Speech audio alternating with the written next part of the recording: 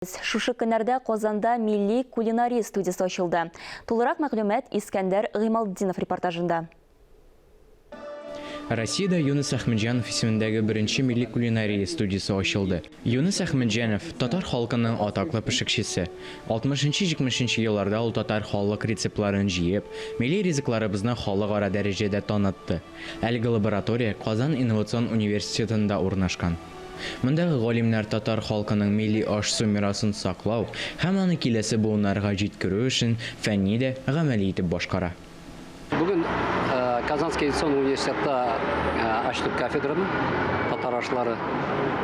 Шундай современный мотор кулинарный студия була. Аш-су студиясы ачылышында татар милли ризык пешерү мастер-класслары үтте. Биредә башка бер уку йортында да булмаган заманча җиһазлар урнаштырылган. Бу студияда уникаль, искиткеч яңа җиһазлар бар. Ул җиһазларны безгә Германиядан аларның региональ директорлары бүләк итте. Табасы дип атала.